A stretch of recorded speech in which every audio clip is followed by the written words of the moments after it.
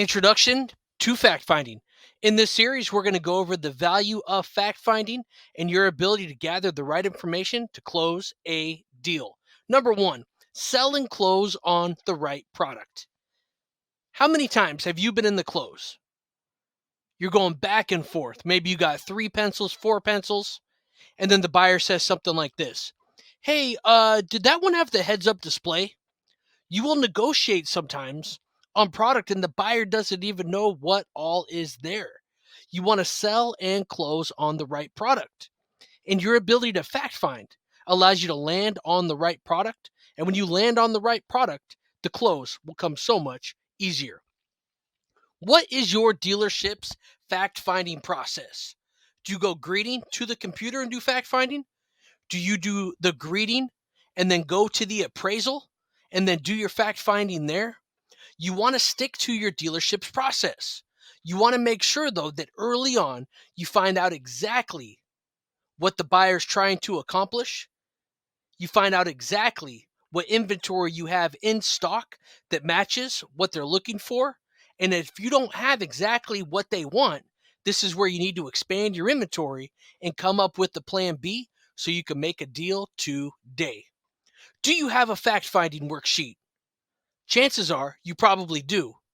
If not, take some time and think about the things that are most important to the car deal. Maybe when the buyer bought their last car. Maybe what the buyer is planning on doing with their current car. Do they have it listed? Are they going to sell it? What is making the buyer go from their old car to their new car?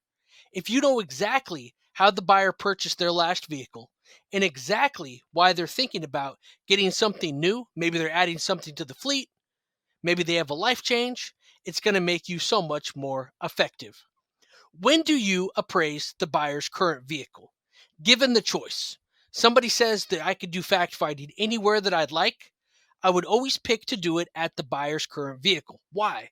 Because when I'm sitting in the buyer's car, I could ask them, what do you like most about your vehicle? What do you like least about it? If you had to change one thing on this car, what would you change? What made you buy this vehicle?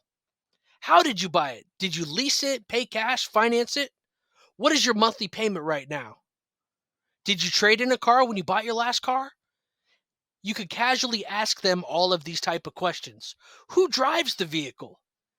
Where do you get your maintenance done? How long have you had it? All these type of questions at the buyer's vehicle will make you very effective on selling them the next vehicle. You want to stick to your dealership's process. When it's allowed, though, and in most dealerships they're okay with it, if you could do the fact finding at the buyer's current vehicle, you're going to be a lot more effective. And then, last but definitely not least, a manager introduction sometimes is a big part of fact finding. You fill out the guest information sheet, maybe you do an appraisal, introduce the buyer to your manager as early as possible. Let them know exactly what the buyer's there to see. Let them know what you talked about, and then listen to your manager chat with your customer. When they're talking, there's a very good chance they're going to say some information that you have not heard and some information that will help you close a deal. So let's jump into fact finding.